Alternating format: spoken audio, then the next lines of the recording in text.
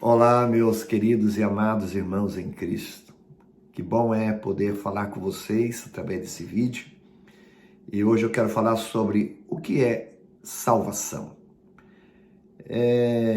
Esses últimos dias eu tenho lido e estudado o livro de Apocalipse, já desde há mais de 42 anos atrás, quando eu lia, algumas coisas eu não entendia, no início da minha fé em Deus, em Jesus. Eu lia procurando entender e aquilo tudo sempre gerou muito temor no meu coração. O que eu falo temor não é medo, mas sim aquela reverência a Deus e a sua palavra, cada vez mais tendo confiança nele, sabendo de que Gênesis é o princípio e Apocalipse é o fim de todas as coisas, é quando Deus nos revela aquilo que vai ainda se desenrolar nos próximos dias, semanas, meses e anos. Isso traz muito gozo e alegria no meu coração, sabendo que Deus é soberano, é todo-poderoso e tem todo o controle nos céus, na terra e debaixo da terra. É maravilhoso quando nós estudamos esse livro, que não é difícil não, basta ter o nosso coração aberto e procurando entender que o Espírito Santo nos faz saber aquilo que há de vir. Então eu quero trazer essa reflexão com vocês sobre o que é salvação.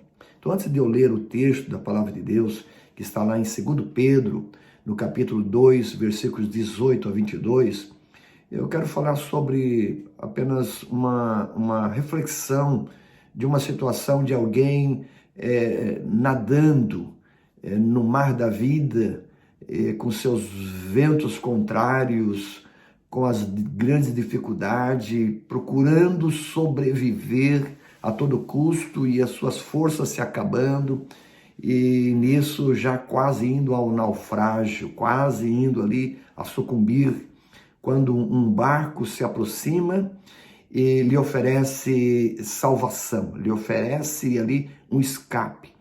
E logo, naturalmente, já não suportando mais, já não tendo forças para continuar ali, dando as suas braçadas e procurando alcançar um lugar seguro, ele aceita e entra dentro do barco. E ao estar naquela embarcação que ele vai levar em terra firme, depois de recuperar o fôlego, ele mesmo decide: olha, obrigado pela ajuda, foi muito bom ter encontrado vocês e vocês terem me encontrado, mas eu vou seguir os meus próprios caminhos, eu vou chegar aonde desejo chegar com as minhas próprias forças, eu vou então voltar a entrar no mar. E assim, ele tenta por suas próprias forças, nas suas próprias condições, chegar em terra firme. É certo que o seu risco lhe levará também a sucumbir nessa jornada. O que é então a salvação? Eu vejo lá em 2 Pedro, no capítulo 2, versículos 18 a 22, essas seguintes palavras: com palavras vazias, proclamam sua grandeza imaginária e apelam para desejos carnais distorcidos, a fim de atrair de volta ao pecado aqueles que mal escaparam de uma vida enganosa. Aqui Pedro está nos chamando a atenção sobre esses últimos dias, os últimos tempos, já desde quando a igreja surgiu, falsos ensinadores ou falsos mestres, falsos pastores já existiam, estavam infiltrados na igreja, e durante todos os séculos, até os dias de hoje, ainda existem ensinamentos que procuram pessoas dizer: olha, você já está salvo, mas não tem nada demais, isso não faz mal, isso não é pecado, olha, eu entendo assim, e procuram, na sua grandeza imaginária, apelar para os desejos carnais distorcidos, a fim de atrair de volta ao pecado. Quem? Aqueles que mal escaparam de uma vida enganosa, ou seja, já uma vez salvo, já uma vez aprendendo a andar nos caminhos do Senhor, no temor ao Senhor, mas com aquelas palavras persuasivas de sabedoria humana, Vêm os enganadores e levam novamente eles, arrastando a praticar as primeiras obras antes de ter conhecido Jesus, antes de serem salvos. Prometem liberdade, mas eles próprios são escravos da corrupção, pois cada um é escravo daquilo que o controla. E quando alguém escapa da maldade do mundo, ao conhecer nosso Senhor e Salvador Jesus Cristo, mas depois se deixa emaranhar e se escravizar novamente pelo pecado, está pior do que antes. Isso é o texto o qual eu estou lendo, o texto da Bíblia, o texto da Palavra de Deus, que está lá em 2 Pedro. Então, volta ao seu estado a ser pior antes de ter conhecido a Jesus, porque conheceu o caminho da luz, conheceu o caminho da salvação, conheceu o caminho de Deus, aquilo que nos dá acesso ao Senhor, acesso à graça de Deus, mas voltaram a praticar as primeiras obras. Tendo sido melhor nunca haver conhecido o caminho da justiça do que, conhecendo-o, rejeitar a ordem recebida para viver de modo santo.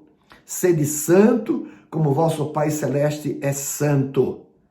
Sem santificação, ninguém verá o Senhor. Uma vez de que, livres do pecado, perdoado pelos nossos pecados que já havíamos cometido desde a nossa natureza pecaminosa quando nascemos, livres da condenação, mas novamente tendo o prazer do pecado, volta a praticar as primeiras obras, quando o mandamento é viver em santificação.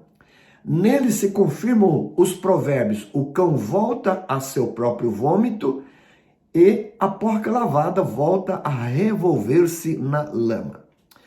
Na cruz está unido a justiça e o amor. A justiça mostrando que Deus pune o pecado, Deus não aceita o pecado, Deus abomina o pecado.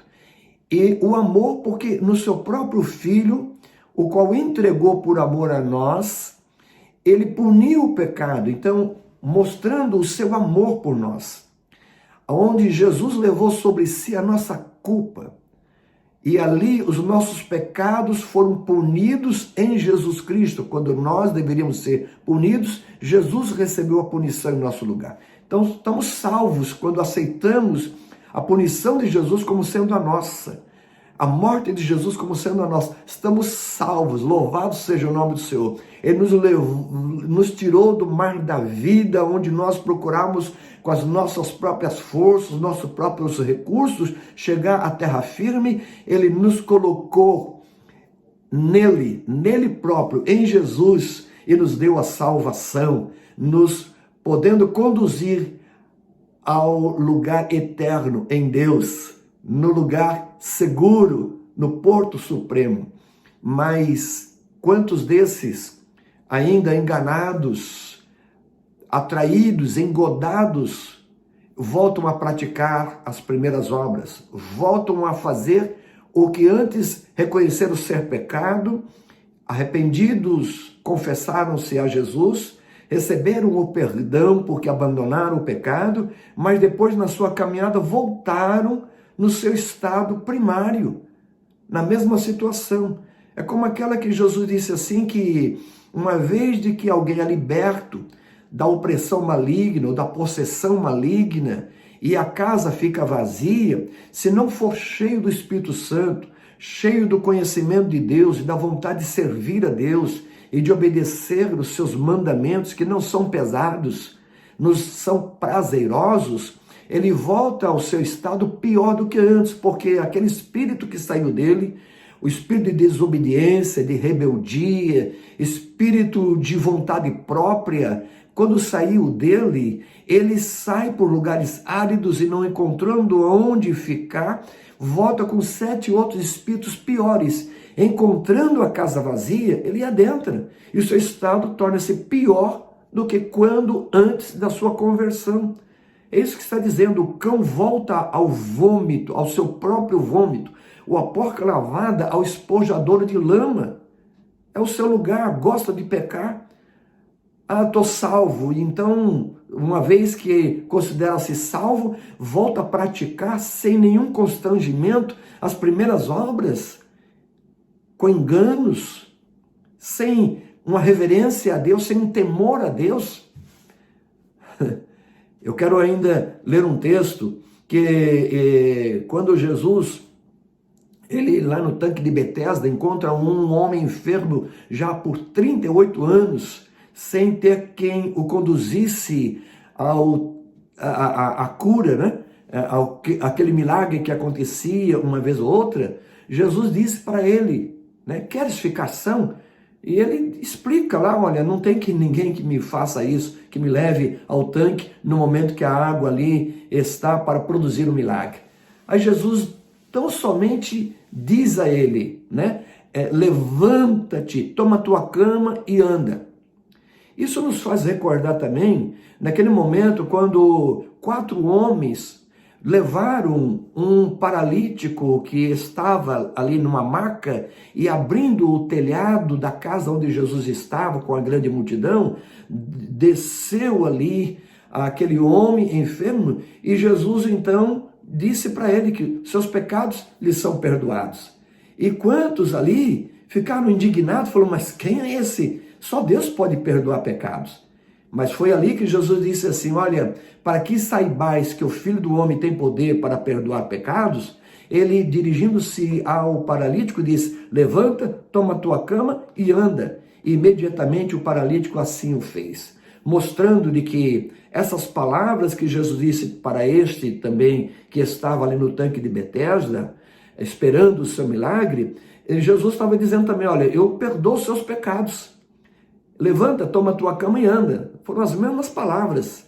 Porque depois, quando encontrando lá no templo, já ele curado, ele ali andando com as suas próprias pernas, Jesus disse assim, olha, não peques mais. Foi essas palavras, né?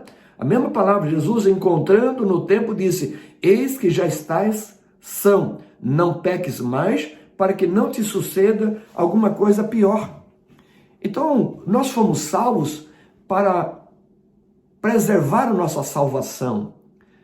Não praticamos boas obras para ser salvos, mas fazemos boas obras porque somos salvos. Ou seja, procuramos viver agradando a Deus, agradando ao Senhor Jesus, tendo Ele não como nosso Salvador apenas, mas tendo Ele como nosso Senhor. Então, é vivendo segundo o seu querer, segundo a sua vontade. Isso nos traz segurança. Eu há mais de 42 anos vivo no temor ao Senhor, em amor ao Senhor, não para ser salvo, mas porque sou salvo, sou grato.